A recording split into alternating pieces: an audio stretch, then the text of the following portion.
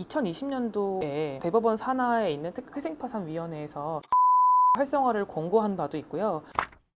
네, 안녕하세요. 이서연 변호사입니다. 개인회생을 진행하시는 분들 중에서 갑자기 돈을 갚기 어려운 상황에 생기시는 분들이 있잖아요. 일시적인 분들은 괜찮습니다. 몇 달 정도는 법원에서 기다려 주거든요. 그런데 교통사고가 났다든지 아니면 실직을 하셨다든지 출산을 하셨다든지 장기간 내기가 어려우신 분들이 생길 수가 있는데요. 이럴 때 활용해 볼 수 있는 제도가 바로 특별면책 제도입니다. 특별면책 제도가 뭐냐면 채무자가 변제 계획에 따른 변제를 완료하지 못하게 된 경우에 일정한 조건들을 갖추면 채무자들이 개인회생을 중도 포기하는 걸 방지하고 조기 면책 결정으로 조속히 경제활동을 할 수 있도록 장려하는 제도인데요. 특별면책 신청 과정은 면책 신청서를 채무자가 제출을 하면 회생위원이 이에 대해서 조사를 하고 채권자들 등 이해관계인의 의견을 청취한 후에 특별면책 결정이 인용이 되거나 받아들여지지 않은 경우엔 기각결정이 되거나 이렇게 절차가 진행이 되는데요. 특별면책은 아무나 해주는 건 아니고 조건이 있습니다. 채무자 회생 및 파산에 관한 법률 제624조 제2항에 따라 특별면책을 받을 수 있는 조건은 첫 번째는 채무자가 책임질 수 없는 사유로 인하여 변제를 완료하지 못하였을 것입니다. 채무자가 책임질 수 없는 사유라고 하는 거는 예를 들면 비자발적인 실직을 대표적으로 법원에서는 예시를 들고 있는데요.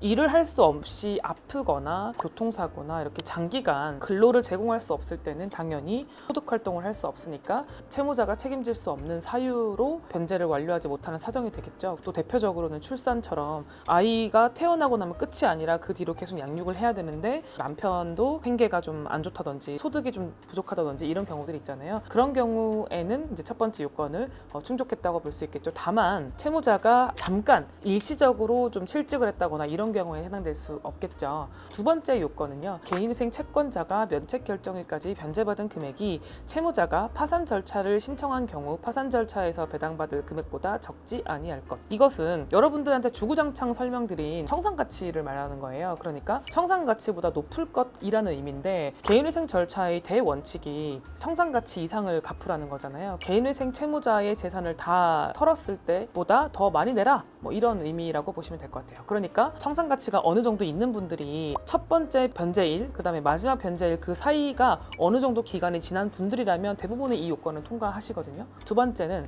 변제 계획의 변경이 불가능할 것이 있습니다. 변제 계획의 변경이라는 건 아무래도 감소를 말하는 거겠죠. 채무자의 소득이 특별히 감소한 경우 좀 많이 감소하신 분들은 단순히 기존 변제 계획을 수행할 수가 없잖아요. 그래서 이런 경우에는 법원의 허가를 받아서 변제 계획을 변경하는 것도 가능하거든요. 그런데 소득이 장기간 없으신 분들은 변경으로 해결되는 게 아니잖아요. 그렇기 때문에 이런 분들의 경우에는 더 이상 갚지 않아도 된다라는 식의 특별면책이 필요한 분들이 되는 거죠. 그러면 세 가지 요건만 다 충족을 하면은 면책 결정을 받을 수 있냐라는 건 아니고요. 법원에서는 아무래도 변제를 완수하는 것이 그 기존 허가 조건이었잖아요. 그러니까 인가의 조건이었잖아요. 그러다 보니까 실제로 이 채무자가 이 특별면책 조건이 해당되는지에 대해서 굉장히 까다롭게 심사를 하고 있습니다. 특별면책이 가능하다는 의미는 사실상 변제를 더 이상 수행할 수 없는 사유가 되기도 하잖아요. 그래서 양날의 검이기 때문에 면밀히 검토를 해서 잘 활용을 해야 되는데 저희 사무실에서 진행했던 케이스들의 대표적인 케이스가 보통 출산이었어요. 물론 이제 단순히 아이를 낳았기 때문에 더 이상 회생을 못한다 라기보다는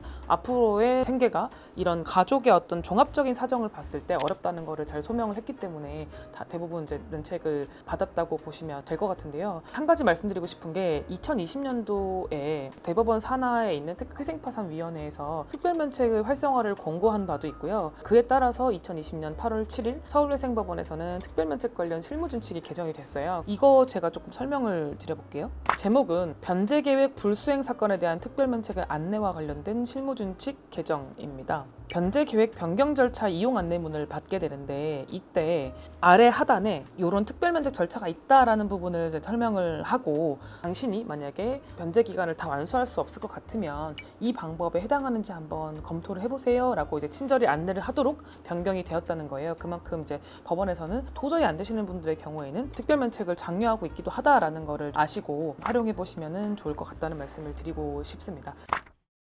정리를 하자면 개인회생이 개시가 되고 인가가 나고 그 다음부터는 잘 갚기만 하면 되잖아요. 그런데 갚다가 중간에 못 갚는 분들이 생겨요. 못 갚는 경우에 본인이 판단을 해서 장기적이고 특별면책에 해당하는 사유가 있다라고 하면은 꼭 저희 사무실과 상의를 하셔가지고 이분이 이제 특별면책에 해당하는지를 검토를 받으시고, 만약에 그게 아니고 일시적으로 잠깐 이게 갚을 수가 없는 상태, 예를 들면은 회사의 변경이라든지 짧은 기간의 어떤 질병이라든지 이런 분들이 있을 수 있잖아요. 이런 분들의 경우에는 다시 상의를 하셔가지고 기존 변제 계획을 그대로 이어나가는 방향으로 이제 논의를 하시면 되거든요. 그래서 이 부분도 참고해서 활용하시면 좋겠습니다.